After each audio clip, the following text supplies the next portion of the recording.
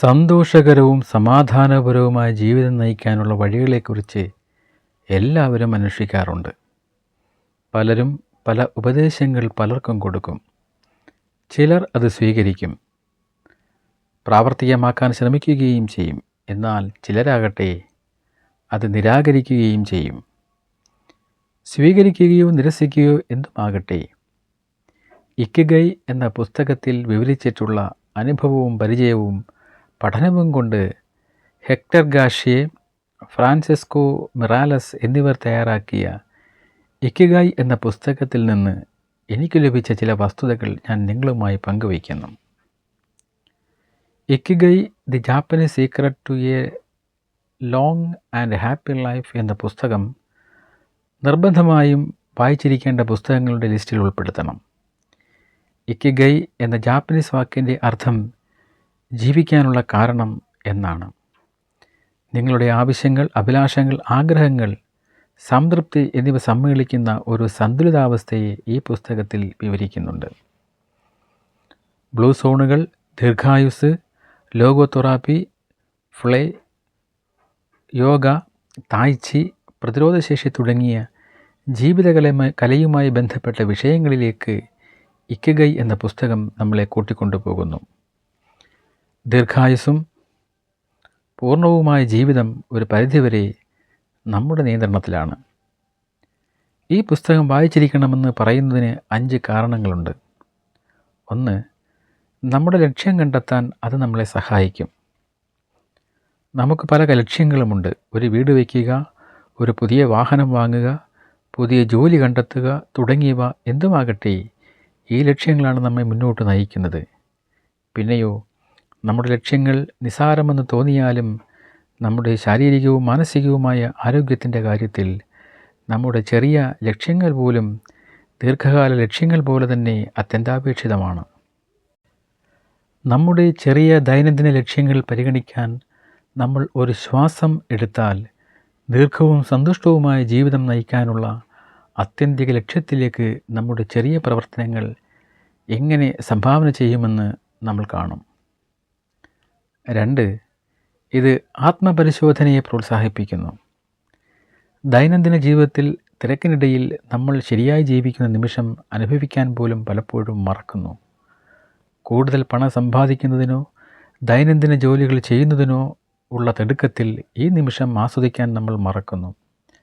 ഭാവിയെക്കുറിച്ചോർത്ത് ആവലാതിപ്പെടുന്നവരോ ഭൂതകാലത്തിൽ സംഭവിച്ച കാര്യങ്ങളെക്കുറിച്ച് വ്യാകുലപ്പെടുന്നവരോ ആകട്ടെ, വർത്തമാനകാലത്ത് ജീവിക്കാൻ മറക്കരുത്. ജീവിതത്തിൽ നമ്മൾ എവിടെയാണെന്ന്, നമ്മൾ എങ്ങനെയാണെന്ന്, എവിടെ എത്തിയെന്നും മനസ്സിലാക്കാൻ സമയമെടുക്കുന്നത് നമ്മുടെ മാനസികാരോഗ്യത്തിന് ഗുണം ചെയ്യും. 3. അത് സന്തോഷത്തിൻ്റെ മഹാരഹസ്യം പറയുന്നു. സന്തോഷത്തിൻ്റെ യാഥാർത്ഥ്യ രഹസ്യം ലാളിത്യത്തിലാണ്. സന്തുഷ്ടരായിരിക്കാൻ തിരക്കേറിയതും ആഡംബരപൂർണവും സോഷ്യൽ മീഡിയ അടിച്ചേൽപ്പിക്കുന്നതുമായ ജീവിതങ്ങൾ ആവശ്യമാണെന്ന് പലരും ചിന്തിക്കുമ്പോൾ നമുക്ക് വേണ്ടത് ലളിതമായ ഒരു ജീവിതമാണ്.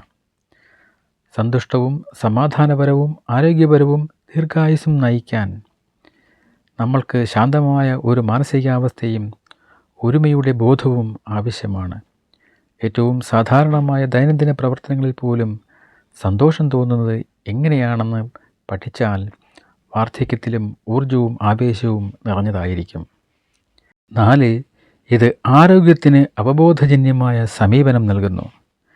ദിവസേന ഓടുന്നതും കലോറി സപ്ലിമെൻറ്റുകൾ കഴിക്കുന്നതുമൊന്നുമല്ല ശരിയായ സമീപനം. തീവ്രമായ വർക്കൗട്ട് സെഷനുകളിൽ ഏർപ്പെടുന്നതിനു പകരം ശരീരം ചലിപ്പിച്ചുകൊണ്ട് പതിവായുള്ള വ്യായാമമാണ് വേണ്ടത്.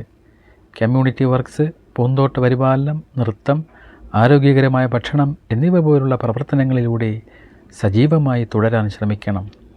വേണ്ടത്ര വർക്കൗട്ട് ചെയ്യാൻ കഴിയാതെ പെരുമുറുക്കപ്പെടുന്നതിന് പകരം നമ്മുടെ വ്യായാമവും ആസ്വദിക്കുവാൻ ശ്രമിക്കുക. 5. നമ്മുടെ പോസിറ്റിവിറ്റി വീണ്ടെടുക്കാൻ ഇത് സഹായിക്കുന്നു. നമ്മളും നമ്മുടെ ജീവിതവുമായി സമാധാനം അനുഭവിക്കാനാണ് ശ്രമിക്കേണ്ടത്. നമ്മുടെ മനസ്സമാധാനത്തിലും ജീവിക്കാനുള്ള ആഗ്രഹത്തിലും ശ്രദ്ധ കേന്ദ്രീകരിക്കാൻ നമ്മളെ പ്രാപ്തരാക്കുന്നു. നമ്മുടെ കാഴ്ചകളിൽ നമ്മുടെ ലക്ഷ്യവും ആരോഗ്യകരമായ ജീവിതശൈലിയും ശരിയായ വീക്ഷണവും ഉണ്ടെങ്കിൽ പോസിറ്റീവ് എനർജി ഉള്ളിൽ നിന്ന് വരുന്നു. ഇനി നമുക്ക് ഇക്കിഗൈയുടെ നിയമങ്ങൾ എന്തൊക്കെയാണെന്ന് നോക്കാം. ഹെക്ടർ ഗാർസിയും ഫ്രാൻസിസ് മിലാറസും ചേർന്നെഴുതിയ പുസ്തകത്തിൽ ദീർഘായുസ്സിനെക്കുറിച്ച് വളരെ ലളിതമായാണ് പ്രതിപാദിക്കുന്നത്.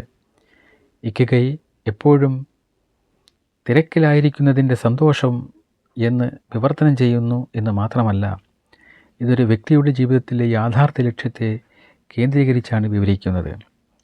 ഓരോരുത്തരും അവരവരുടെ ഇക്കിഗൈ അഥവാ എപ്പോഴും തിരക്കായിരിക്കുന്നവൻ്റെ സന്തോഷം കണ്ടെത്തുന്നതിന് ശ്രമിക്കണം. ലോകത്തിൽ ഏറ്റവും കൂടുതൽ പ്രായം കൂടിയ ആളുകളുള്ള ജപ്പാനിലെ ഒക്കിനാവായിലെ ജനങ്ങളോടുള്ള അഭിമുഖത്തിൽ നിന്നാണ് ഈ ആശയം ഉടലെടുത്തത്. ചുറ്റും സജീവമായിരുന്നാലേ നിങ്ങൾക്ക് 100 വർഷം ജീവിച്ചിരിക്കാൻ സാധിക്കുകയുള്ളൂ. ഇനി പറയുന്നവയാണ് ഇക്കിഗൈയുടെ 10 നിയമങ്ങൾ. അതിൽ പ്രധാനപ്പെട്ടവ: 1. സജീവമായിരിക്കുക, വിരമിക്കരുത്. ഏറ്റവും ദീർഘായുസ്സുള്ളവരിൽ പലരും അവരുടെ 80കളിലും 90കളിലും നന്നായി ജോലി ചെയ്യുന്നു, അല്ലെങ്കിൽ അവർ വിരമിക്കുന്നില്ല. ഓരോ ജന്മദിനാശംസകളും നന്നായി ജോലി തുടരുക എന്നു തന്നെ ആയിരിക്കണം. നമ്മുടെ നാട്ടിൻപുറങ്ങളിൽ മറ്റും 90 കഴിഞ്ഞിട്ടും കൃഷിപ്പണിക്കായി ഉപകരണങ്ങളുമായി പോകുന്ന പ്രായമായവരെ കണ്ടിട്ടില്ലേ? അവർക്ക് വിരമിക്കൽ എന്നൊന്നില്ല. വിരമിക്കൽ എന്നത് നിങ്ങൾക്ക് നിങ്ങളോട് ചെയ്യാൻ കഴിയുന്ന ഏറ്റവും ക്രൂരമായ കാര്യമാണ്. ശരീരവും വളരെ സ്മാർട്ടാണ്. നിങ്ങളുടെ ലക്ഷ്യം നഷ്ടപ്പെടുന്ന നിമിഷം അവരിൽ വിരമിക്കലും തുടങ്ങും.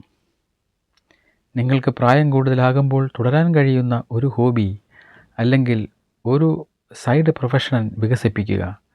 പണത്തിനു വേണ്ടിയല്ല, മറിച്ചു നിങ്ങൾക്കായി.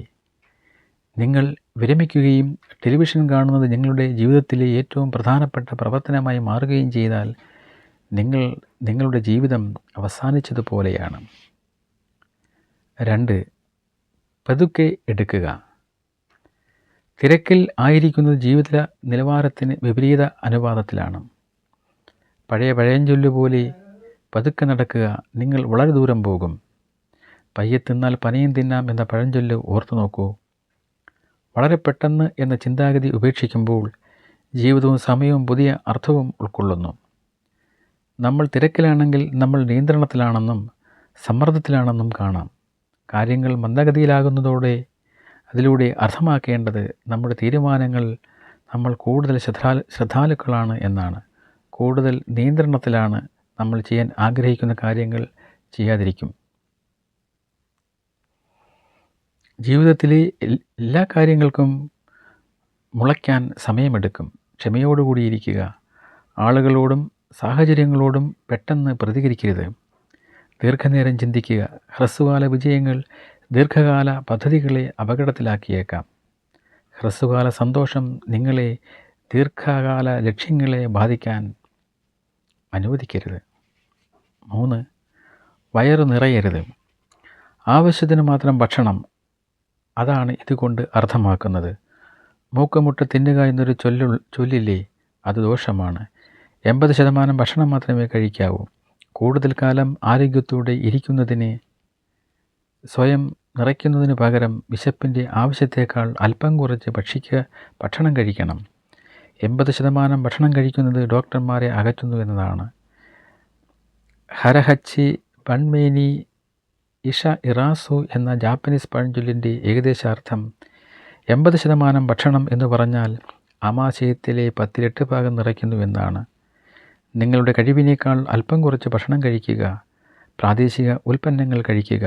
50% അസംസ്കൃത ഭക്ഷണം കഴിക്കുക. 4. നല്ല സുഹൃത്തുക്കളുമായി സഞ്ചരിക്കുക.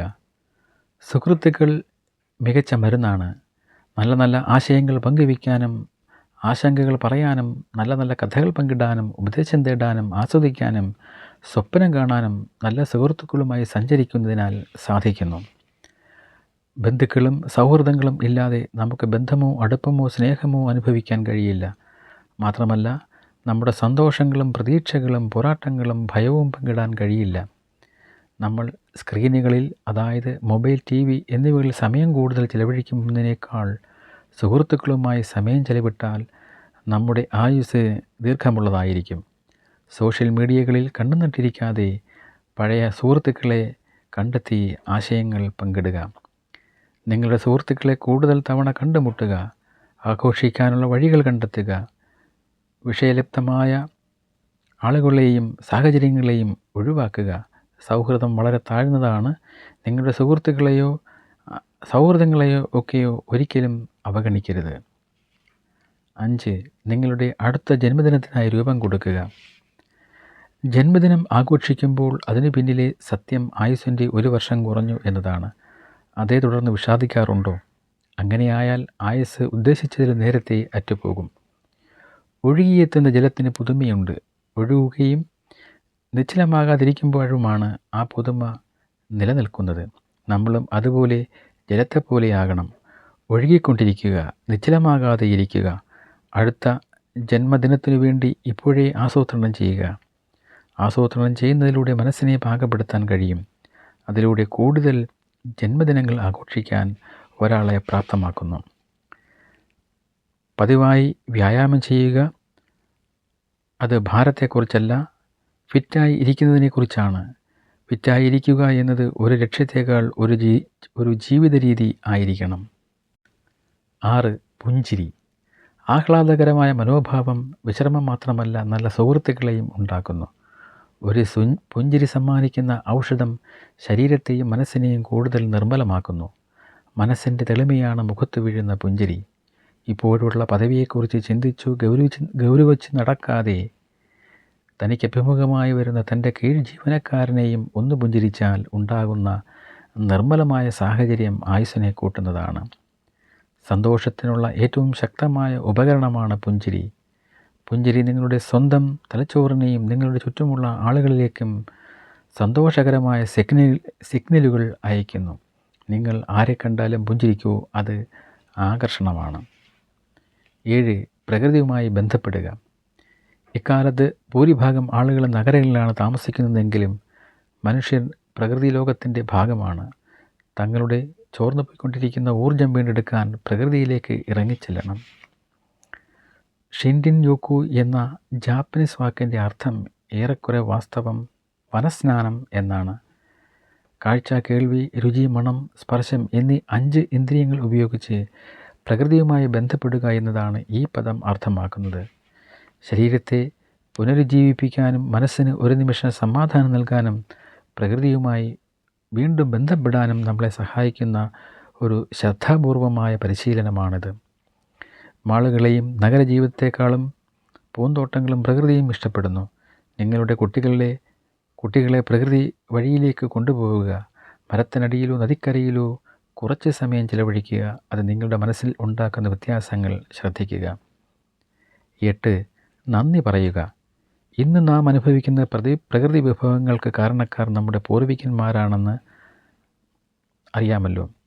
അവരോട് നാം നന്ദി പറയണം.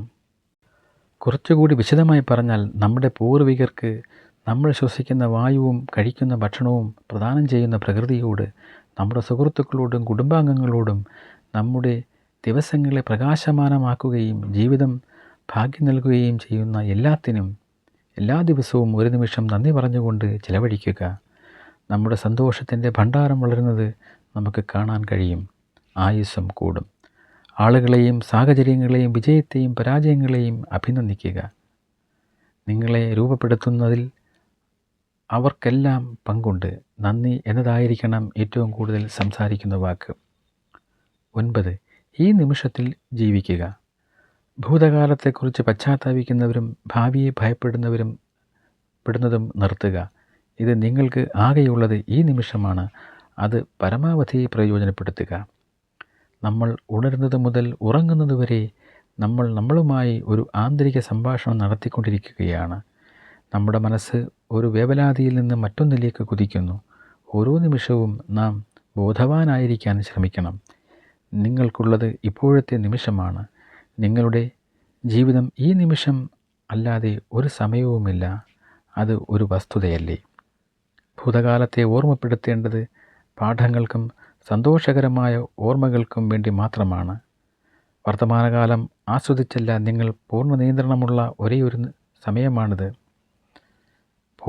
ഭൂതകാലം നിങ്ങളുടെ വർത്തമാനകാലത്തെ തടസ്സപ്പെടുത്തരുത്. ഭാവിയിലെ ആശയങ്ങൾ ഇപ്പോഴുള്ള സന്തോഷത്തെ ഇല്ലാതാക്കാൻ അനുവദിക്കരുത്. 10. നമ്മുടെ ഇക്കിഗയെ പിന്തുടരുക. നമ്മുടെ ഉള്ളിൽ ഒരു അഭിനിവേശമുണ്ട്. നമ്മുടെ ദിവസങ്ങൾക്ക് അർത്ഥം നൽകുന്ന ഒരു അതുല്യ പ്രതിഭ അവസാനം വരെ നമ്മളിലുള്ള ഏറ്റവും മികച്ചത് പങ്കിടാൻ നമ്മളെ പ്രേരിപ്പിക്കുന്നു. ഓരോരുത്തരുടെയും ഇക്കിഗൈ എന്താണെന്ന് ഇതുവരെ അറിയില്ല എങ്കിൽ അത് കണ്ടെത്തുക എന്നാണ് നിങ്ങളുടെ ദൗത്യം. മുകളിൽ പറഞ്ഞ 9 കാര്യങ്ങളും കൃത്യമായി പിന്തുടരുക എന്നതാണ് ആയുസ്സ് കൂട്ടുന്നതിനുള്ള ഏറ്റവും അഭികാമ്യമായ മാർഗം.